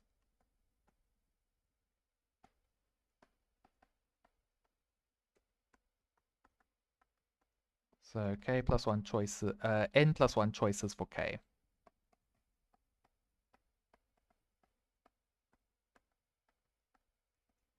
And there are 4 choices for the unit.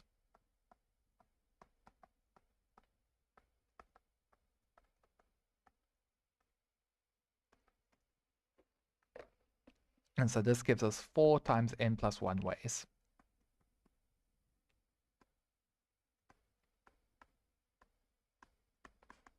To write p to the n as a sum of 2 squares. Sort of, because this is not actually true.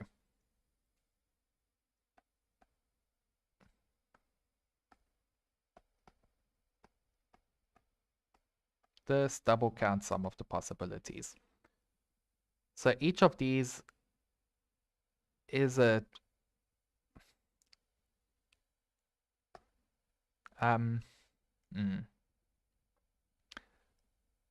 the problem here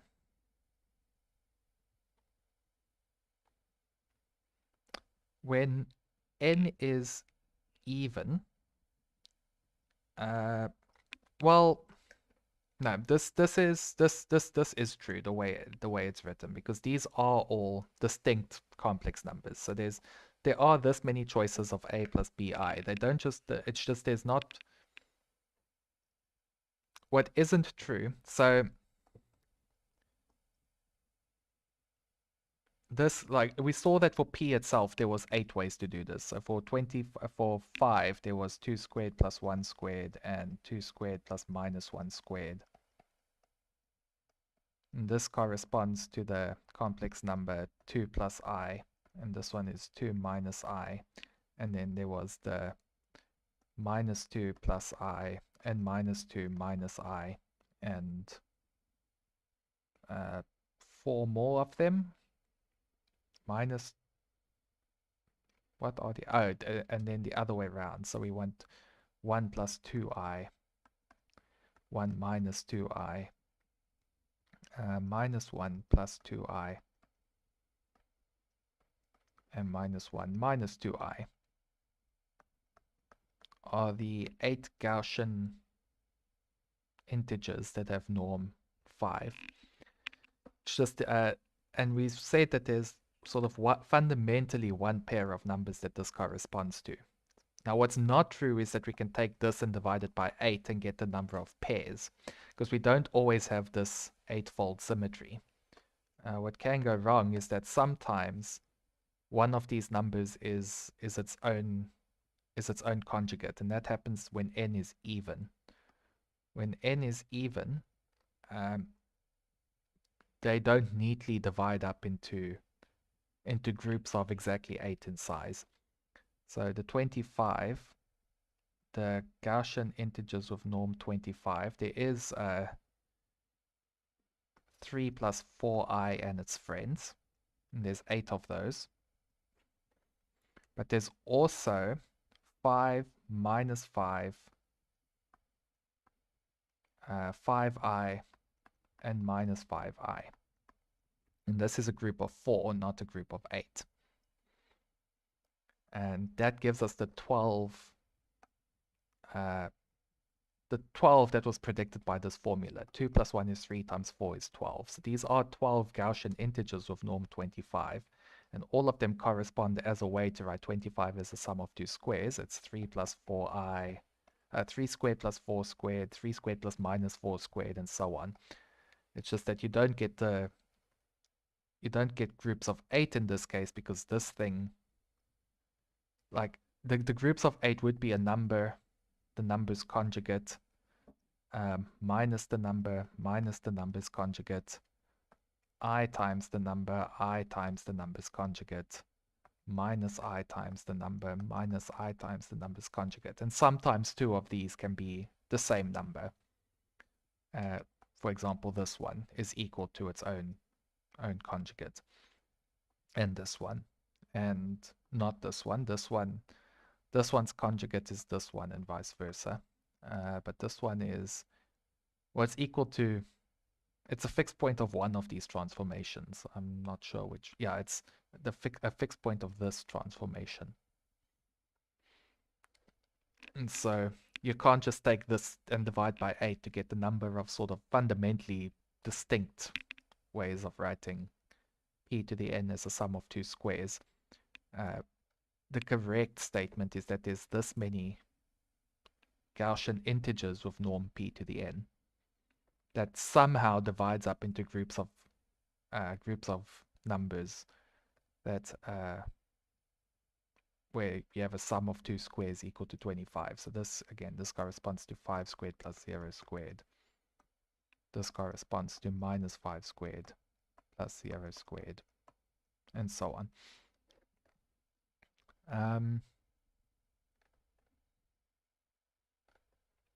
This does also give a way of actually calculating the number that we're interested in, because you can calculate it as the GCD of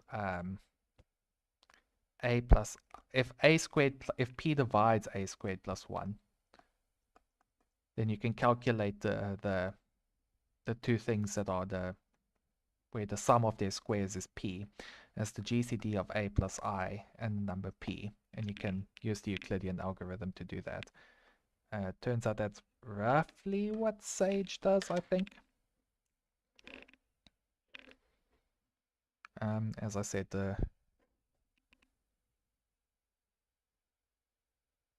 Sage.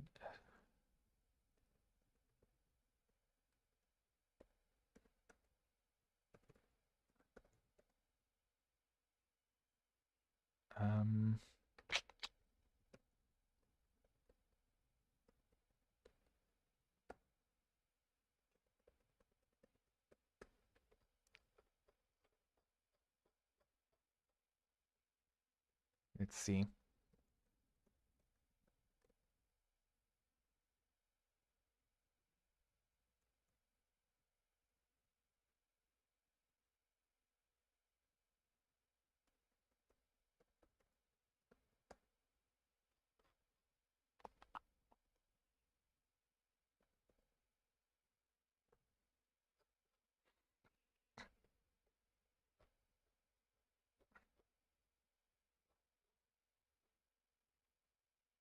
Come on.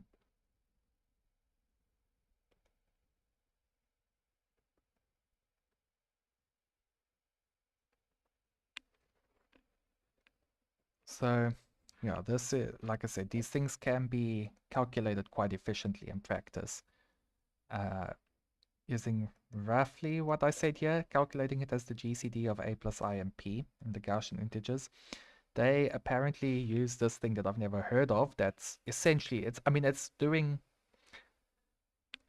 I don't understand why this is true, but apparently it's true that instead of doing this in the Gaussian integers, if you just work out the GCD of a and p using the Euclidean algorithm, then the first time you get two numbers that are smaller than the square root of p, the sum of their squares is p, apparently.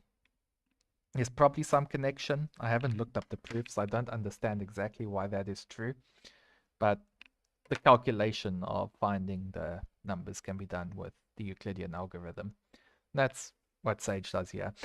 To find the a such that a squared plus 1 is divisible by p, it looks like what they do is they just they find a number.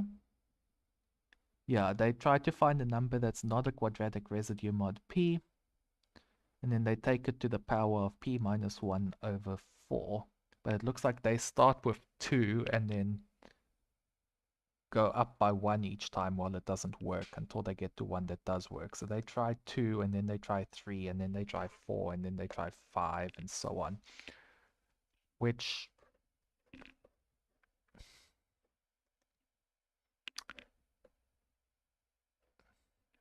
makes me worry, because there are, well, it seems to work very fast generally, but there are prime numbers where the smallest number that's not a square is, as big as you like. For any n, there is a prime number such that every number from 1 to n is a square. So this approach of trying numbers one by one could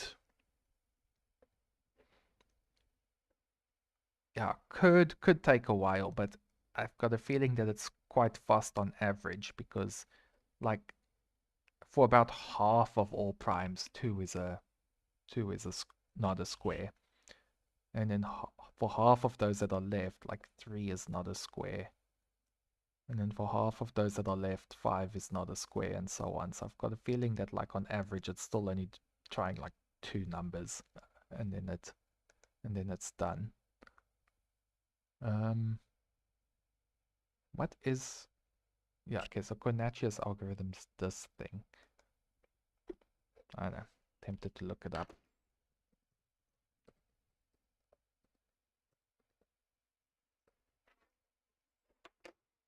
Maybe there's an explanation for why it works.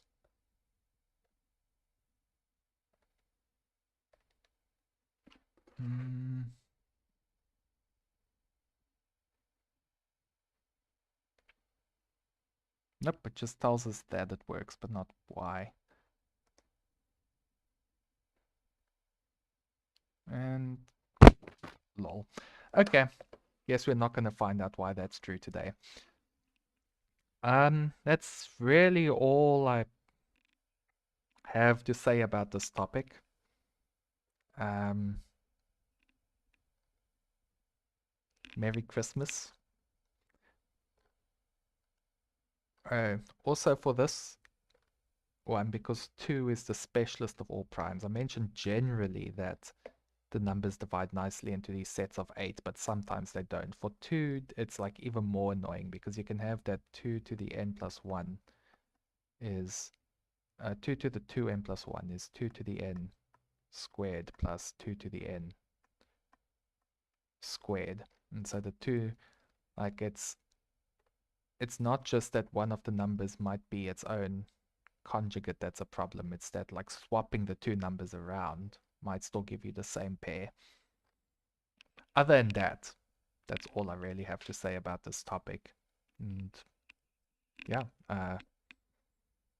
hope it was vaguely interesting. I know I ramble a bit sometimes, but